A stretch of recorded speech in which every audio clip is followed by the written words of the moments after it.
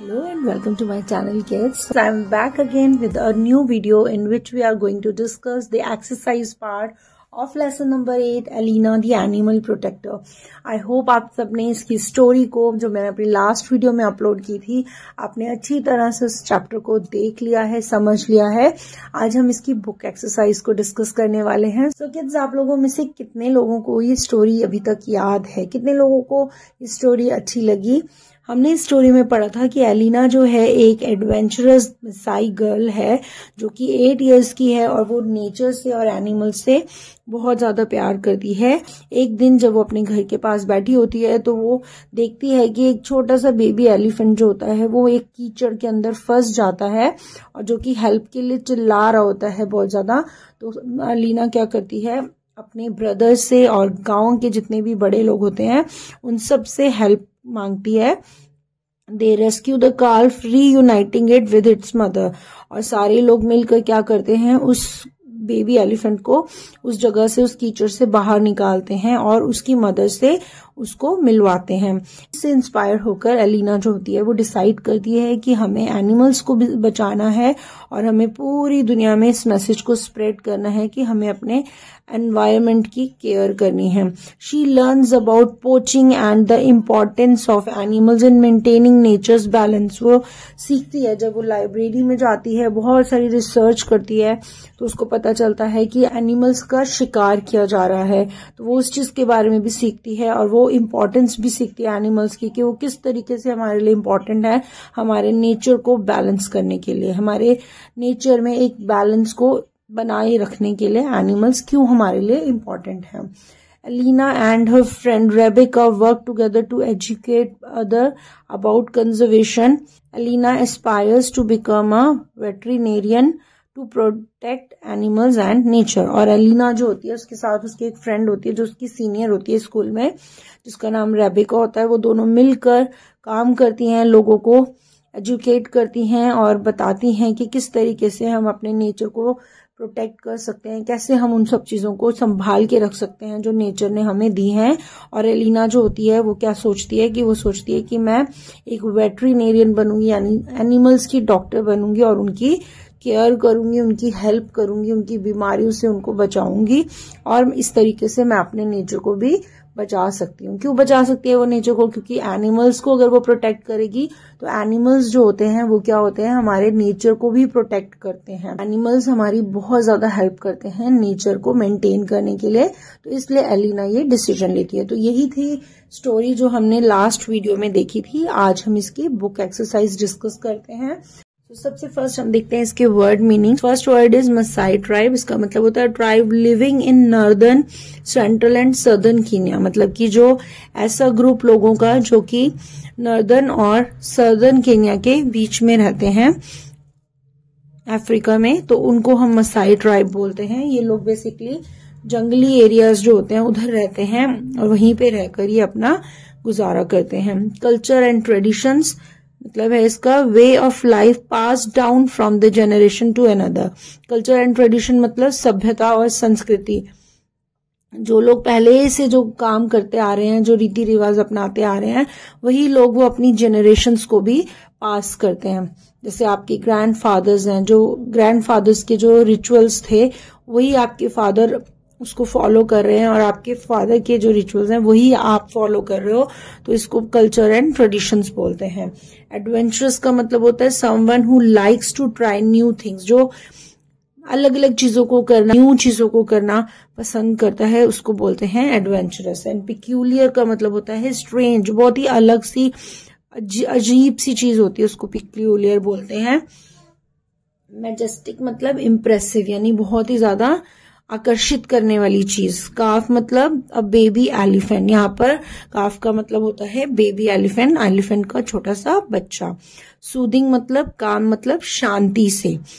Caution मतलब with care, यानी कि बहुत ही ज्यादा ध्यान से कोई भी काम करना, बहुत ही केयर से करना. पोचिंग का मतलब होता है हंटिंग और कैचिंग एनिमल्स विदाउट परमिशन, यानी जब एनिमल्स का शिकार किया जाता है, उनको पकड़ा जाता है बिना गवर्नमेंट की परमिशन से, तो उसको पोचिंग बोलते हैं. बैलेंस इन नेचर का मतलब होता है a state where plants, animals and human exist without harming each other, मतलब कि एक ऐसी जगह जहां पर एनिमल्स भी हैं, बहुत सारे प्लांट्स भी हैं और इंसान भी रहते हैं, लेकिन वो एक दूसरे को नुकसान नहीं पहुंचाते। वो क्या करते हैं, एक सब लोग मिलकर वहां पर रहते हैं। आइवरी का मतलब होता है एन एलिफेंट्स टस्क्स, मतलब जो एलिफेंट्स होते हैं उनके जो बड़े बड़े लंबे लंबे दांत होते हैं उसको हम आइवरी बोलते हैं। ट्रॉफीज का मतलब होता है part of an animal like head, skin etcetera used for display. जो बड़े खतरनाक एनिमल्स होते हैं उनको जब शिकार करके मार दिया जाता है तो उनकी बॉडीज को, उनके फेसेस को, उनके हॉर्न्स को लोग क्या करते हैं, अपने घरों में सजाते हैं, डिस्प्ले करते हैं, यानी उनको दिखाने के लिए शोपीस की तरह पे अपने घर पे शोपीस की तरह वो अपने घरों में उनको सजाते हैं। तो इसी को कहते हैं ट्रॉफीज। इसका मतलब जैसे आप लोगों ने सुना होगा कि जब हम लोग स्कूल में कुछ कोई भी गेम्स खेलते हैं, स्पोर्ट्स में पार्ट लेते हैं, एजुकेशन में हम अच्छा करते हैं, तो हम लोगों को स्कूल से ट्रॉफीज मिलती हैं। उनको भी हम शोकेस में सजा के रखते हैं लोगों को दिखाने के लिए। इसी तरीके से यहाँ पर जो ट्रॉफीज का यूज किया गया है वो किया गया है एनिमल्स की बॉडीज से, उनके हेड से, उनके हॉर्न्स से, उनकी स्किन से, जिसको हम अपनी दीवारों पर लगाते हैं और लोगों को डिस्प्ले करते हैं, यानी उनको दिखाते हैं कि देखो भाई हमने ये सब चीजें अचीव की हैं जंगल में। वेजिटेशन का मतलब होता है प्लांट्स, ट्रीज एंड फ्लावर्स, यानी कि वेजिटेशन मतलब जितने भी प्लांट्स हैं, जितने भी ट्रीज हैं, जितने भी फ्लावर, जो उपजाऊ चीजें होती हैं। सीडलिंग का मतलब यंग प्लांट, जो छोटे छोटे से पौधे, जब हम सीड्स को मड में सॉ करते हैं थोड़े टाइम के बाद छोटे छोटे से प्लांट्स निकलते हैं, उन्हीं को हम सीडलिंग्स कहते हैं। सरफेस वाटर का मतलब होता है water bodies above the ground, example river, lakes etcetera. जितना भी पानी जो ग्राउंड पे इकट्ठा होता है उसको हम सरफेस वाटर कहते हैं, जैसे कि रिवर हो गया या लेक्स हो गया। लिविंग इन हार्मनी मतलब लिविंग टुगेदर पीसफुली, एक ही जगह पर जब सब लोग मिलके शांति से रहते हैं उसको लिविंग इन हार्मनी कहते हैं। एंड वेटरिनेरियन का मतलब होता है अ डॉक्टर ऑफ एनिमल्स, यानी कि जो एनिमल्स का डॉक्टर होता है उसको हम वेटरिनेरियन बोलते हैं। कॉम्प्रिहेंशन में first question we are given, tick the statements that are true about Elina. जो भी स्टेटमेंट यहाँ पर आपको दी हुई है इनमें से आपको जो राइट है एलिना के लिए बात, उस पे आपको टिक करना है और जो रॉन्ग है उस पे आपको क्रॉस करना है। सो फर्स्ट स्टेटमेंट हमें दी है, Elina lives near a national park in Kenya. Elina जो थी वो कीनिया में नेशनल पार्क के पास रहती थी। तो ये स्टेटमेंट आपको क्या लगता है कि ये राइट है? क्या हमने ऐसी कोई बात स्टोरी में रीड की है एलिना के बारे में? No, this is wrong. Elina जो थी वो एक मसाई ट्राइब से बिलोंग करती थी और वो सदर्न कीनिया में रहती थी, ना कि नेशनल पार्क के पास रहती थी। स्टेटमेंट दी हुई है हमें, Elina rescues a baby elephant alone. Elina ने बेबी एलिफेंट को उस मड में से अकेले ही निकाल लिया था। मुझे तो ऐसा नहीं लगता, बिकॉज हमने ऐसा स्टोरी में नहीं रीड किया। हमने रीड किया है कि एलिना ने अपने ब्रदर से हेल्प मांगी और उसका ब्रदर विलेजर्स को बुला के लेकर आया। तो ये स्टेटमेंट भी जो है वो रॉन्ग है। एलिना ने बेबी एलिफेंट की हेल्प अकेले नहीं की थी, उसने बहुत सारे लोगों की हेल्प ली थी। थर्ड स्टेटमेंट दी हुई है हमें, Elina wants to spread the message of love and care for nature to the whole world. वो पूरे संसार में नेचर के लिए प्यार को और केयर के मैसेज को स्प्रेड करना चाहती थी, लोगों को बताना चाहती थी कि हमें नेचर से प्यार करना है और हमें उसकी केयर करनी है। तो ये हमारा ट्रू स्टेटमेंट है, इस पे हमें राइट का टिक लगाना है। Fourth statement is, Elina's teachers praises for her brave act. उसकी बहादुरी के इस काम को कि उसने एलिफेंट के बेबी को बचाया है, तो उसके इस बहादुरी के काम के लिए उसकी जो टीचर्स थी उन्होंने उसको प्रेज किया था। तो ये ट्रू स्टेटमेंट है, हम इसमें ट्रू का टिक लगा देते हैं। फिफ्थ स्टेटमेंट हमें दिया है, at the library Elina learns about vegetation. Elina ने लाइब्रेरी में वेजिटेशन के बारे में पढ़ा, यानी प्लांट्स के बारे में पढ़ा, फ्रूट्स के बारे में पढ़ा, फ्लावर्स के बारे में पढ़ा। तो क्या आपको लगता है कि ये राइट है? नो, एलिना ने एनिमल्स के बारे में पढ़ा था, उसने वेजिटेशन के बारे में नहीं पढ़ा था। तो इस पे हम क्रॉस लगा देंगे। एंड लास्ट है हमारा, Elina wants to be a veterinarian, कि वो एक एनिमल्स की डॉक्टर बनना चाहती थी। तो ये ट्रू स्टेटमेंट है, इस पे हम टिक लगा देंगे। So this is a true statement, so इस पे हम टिक लगा देंगे। सो बी क्वेश्चन में हमें दिया आंसर द फॉलोइंग क्वेश्चंस, जिसमें हमें क्वेश्चंस के आंसर देने हैं। So first question is, how does Elina help her family when she is not in school, जब वो स्कूल नहीं जाती थी, जब वो स्कूल में नहीं होती थी, तो वो अपनी फैमिली में रहकर अपनी फैमिली की कैसे हेल्प करती थी, ये आपसे क्वेश्चन पूछा गया है। So answer is when she is not in school Elina helps her family by caring her animals. इसका मीनिंग है कि जब वो स्कूल में नहीं होती थी तो वो अपने एनिमल्स की केयर करके अपनी फैमिली की हेल्प करती थी। Question 2 is what unusual activity does Elina notice near the river. ऐसी कौन सी चीज थी जो एलिना ने नोटिस की थी उस रिवर के पास। क्या देखा था उसने, एक छोटा सा एलिफेंट बेबी जो है वो उसके अंदर स्टक हो रखा है मड में, है ना। तो इसका आंसर हम लिखेंगे Elina saw that a calf was stuck in the mud and was struggling to free itself. उसने देखा था कि एक जो एलिफेंट का बेबी है वो उस मड के अंदर फंसा हुआ है और वो स्ट्रगल कर रहा है अपने आप को उस मड में से निकालने की। So question number 3 is how did Alina and her brother rescue the baby elephant? Alina के ब्रदर ने और एलिना ने मिलकर किस तरीके से उस बेबी एलिफेंट को उस मड में से बाहर निकाला। रेस्क्यू का मतलब होता है किसी की हेल्प करना, जब कोई एनिमल किसी प्रॉब्लम में फंसा होता है तो उसको वहां से बचाना। So answer is Elina and her brother took the help of village elders, they gathered ropes and stakes, they slowly guided the ropes around the baby elephant's body and used their strength to pull the elephant out of the sticky mud. इसका meaning क्या है, इसका मतलब है कि Elina और उसके brother ने किसकी हेल्प ली थी, विलेजर्स की। विलेज में जितने भी बड़े लोग थे, एल्डर लोग थे, उनको वो बुला के लाया था उसका ब्रदर, और उन्होंने बहुत सारी रस्सियां और बहुत सारी स्टिक्स को कलेक्ट किया था और उन्होंने धीरे धीरे उस एलिफेंट के आसपास, बेबी एलिफेंट की बॉडी के आसपास उस रस्सियों को लपेट दिया था और उन्होंने अपना पूरा जोर लगा के उस एलिफेंट को उस मड में से बाहर निकाला था। तो इस तरीके से उन्होंने उसकी हेल्प की थी। Number 4 is what is poaching and what animals are targeted by poachers. इसका मतलब है व्हाट इज पोचिंग, यानी कि पोचिंग का क्या मतलब है आपसे पूछा गया है, और एनिमल्स को किस चीज के लिए मतलब उनका शिकार किया जाता था, क्यों उनका शिकार किया जा रहा था। सो आंसर है poaching is the illegal killing of animals. जब बिना गवर्नमेंट की परमिशन के गैर कानूनी तरीके से एनिमल्स को जब मारा जाता है तो उसी को पोचिंग कहते हैं। यहाँ पर आपसे सेकंड क्वेश्चन पूछा हुआ है कि what animals are targeted by poachers, मतलब किस चीज के लिए उनको शिकार जो था उनका किया जा रहा था। तो यहाँ पर इसका आंसर भी हम लिख देते हैं कि elephants are poached for ivory, rhinos for their horns and apes for their trophies. यानी कि जो एलिफेंट्स थे उनको उनके बड़े बड़े लंबे लंबे जो व्हाइट कलर के दांत होते हैं जिसको हम आइवरी बोलते हैं उसके लिए पकड़ा जाता था, उनका शिकार किया जाता था। जो राइनोज होते हैं उनके नोज पे बहुत बड़ा सा सींग होता है उसके लिए उनको पकड़ा जाता था, और एप्स जो होते हैं उनको उनकी बॉडी के लिए पकड़ा जाता था। एप्स किसको बोलते हैं, एक वन मानुष टाइप का एनिमल होता है, बंदर की प्रजाति का ही, तो उसको पकड़ा जाता था उसकी बॉडी के लिए। जब उनको पकड़ लिया जाता था, उनको मार दिया जाता था, फिर उनको शोपीस की तरह अपने अपने घरों में लोग जो थे, पोचर्स जो थे वो यूज करते थे। वो उनको बेचकर, उनकी बॉडीज को, उनकी चीजों को बेचकर बहुत सारा पैसा अर्न करते थे। So question number 5 is how do elephants maintain balance in nature.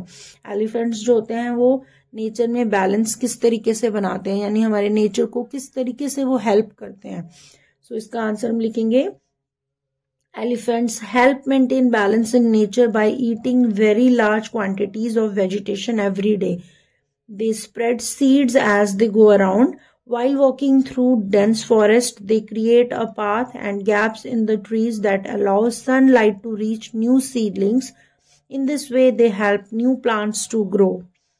So, इसका आंसर का मीनिंग है एलिफेंट्स जो है वो हमारे नेचर में बैलेंस किस तरीके से बनाते हैं, बहुत ज्यादा लार्ज क्वांटिटी में वेजिटेशंस को वो हर दिन खाते हैं, और जो वो क्या करते हैं, जो उनका डंग होता है एलिफेंट्स का, वो जब जहां पर भी जाते हैं उनके डंग में भी बहुत सारे सीड्स होते हैं, और वो अपने मुंह से भी जो यूजफुल चीजें होते हैं वो खाते हैं। आधी चीजें उनकी मुंह से नीचे गिरती हैं, जब खाते खाते वो निकलते हैं, इधर उधर जाते हैं, तो सीड्स जो हैं वो गिरते हैं और चारों तरफ जो है न्यू वेजिटेशंस ग्रो होती है, नए नए प्लांट्स उगते हैं।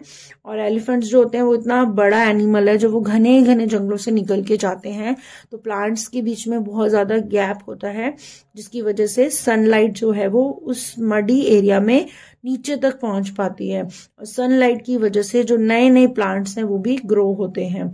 तो इस तरीके से जो एलिफेंट्स होते हैं हमारे नेचर में बहुत ही ज्यादा हेल्प करते हैं नेचर को और भी ज्यादा ग्रो होने में।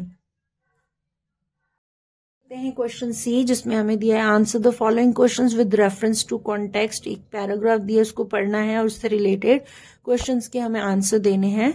सो हम पहले पैराग्राफ को रीड करते हैं। Protecting the environment is a big job. Environment को प्रोटेक्ट करना एक बहुत ही बड़ा काम है, बहुत बड़ी ड्यूटी है। And everyone in the world must help. सबको इस संसार में जितने भी लोग हैं अपने एनवायरनमेंट को सुधारने के लिए, साफ सुथरा रखने के लिए हेल्प करनी चाहिए। Maasai Mara has one of the largest collections of wild animals in the world.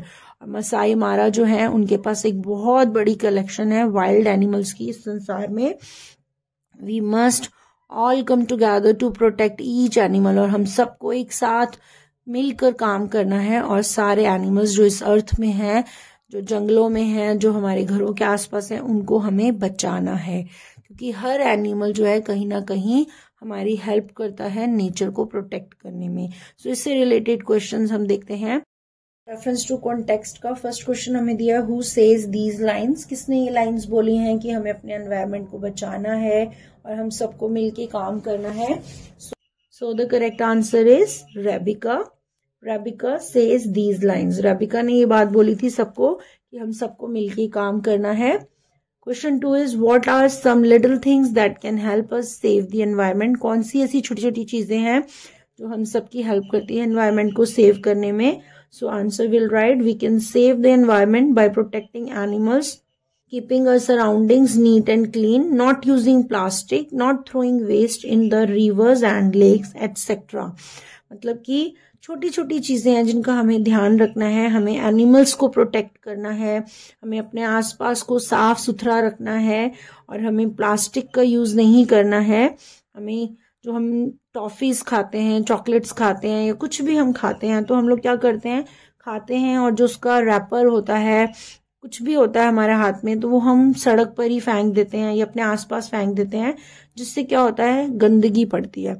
अगर हम छोटी छोटी चीजों का भी ध्यान रखेंगे तो वो गंदगी जो है वो खत्म हो जाएगी, है ना। तो हमें इन चीजों का ध्यान रखना है और हमें अपनी रिवर्स में, लेक्स में कुछ भी फेंकना नहीं है, क्योंकि अगर हम रिवर्स और लेक्स में बॉटल्स फेंकते हैं या रैपर्स फेंकते हैं, कुछ भी कूड़ा फेंकते हैं, तो उनसे रिवर का जो पानी होता है वो गंदा होता है, जो कि हमारे एनवायरनमेंट को पॉल्यूटेड करता है। तो हमें इन छोटी छोटी चीजों का ध्यान रखना है, हमें अपने आसपास भी सफाई रखनी है।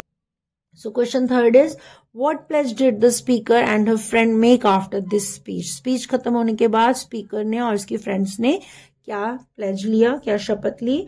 So answer is they made a pledge to show kindness towards all animals, कि उन्होंने ये शपथ ली कि वो सारे एनिमल्स के साथ प्यार करेंगे, सारे एनिमल्स के साथ दया से रहेंगे, किसी को भी नुकसान नहीं पहुंचाएंगे, उनको मारेंगे नहीं। क्योंकि छोटे छोटे बच्चे ही होते हैं या बहुत सारे लोग होते हैं जो अपने घर के आसपास डॉग्स को नहीं आने देते, एनिमल्स को मारते हैं। तो हमें ऐसा नहीं करना है, हमें सबके साथ काइंडनेस को दिखाना है। So kids, we have finished our book exercise also. So I hope आपको ये लेसन अच्छे से समझ में आ गया होगा। आप इसको अच्छे से लेसन को रीड कीजिए, जो भी आपके डाउट्स होंगे वो बिल्कुल अच्छे से क्लियर हो जाएंगे।